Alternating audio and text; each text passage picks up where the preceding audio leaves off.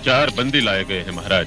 अपराध? इन 4 बंदियों ने मिलकर एक व्यक्ति की हत्या कर दी है महाराज। अपराधी क्या कहते हैं? अपराधी अपना अपराध स्वीकार करते हैं। आज तो महाराज दोनों ज्येष्ठ राजकुमारों में से किसी एक को युवराज नियुक्त करने जा ही रहे हैं, तो आज इन्हीं को न्याय करने का अवसर प्रदान किया जाए महाराज, कि पूरा जन समुदाय राजकुमारों की योग्यता भी देखे। राजकुमार दुर्योधन को न्याय करने का आदेश दिया जाता। पिताश्री हस्तिनापुर नरेश की जय।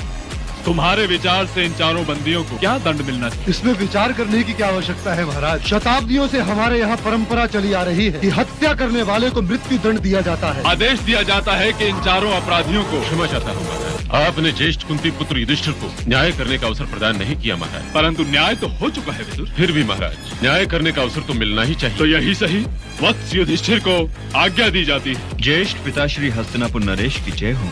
दंड देने से पहले मैं अपराधियों का वर्ण और जाति जानना चाहता हूँ। अपराधी अपनी अपनी जाति बताएं।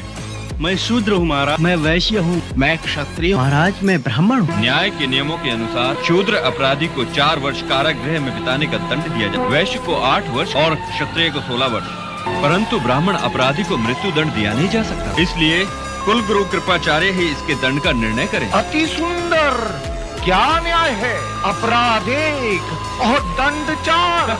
अपराध 1 नहीं है मामा जी। शूद्र का अपराध एक अज्ञानी का अपराध, इसलिए केवल 4 वर्ष। परंतु वैश्य अपराधी उतना अज्ञानी नहीं, इसलिए उसका दंड दूना हो गया। और क्षत्रिय जो समाज का रक्षक है, यदि वही हत्या का अपराधी हो तो उसका दंड वैश्य की अपेक्षा दूना होगा। ब्राह्मण तो ज्ञानी है, उसने जानते बूझते एक मनुष्य की हत्या की, उसका अपराध सबसे भयंकर है। सबको एक ही तुला में तौलना न्याय नहीं, अन्याय है। अब मैं महाराज से ये प्रार्थना करता हूँ तो ये घोषित कर दें कि वो युवराज किससे नियुक्त करना चाहते हैं। मैं पिताश्री से ये प्रार्थना करता हूँ कि वो शंख बजाकर ज्येष्ठ पांडुपुत्र युधिष्ठिर को युवराज बनाने की घोषणा कर दें।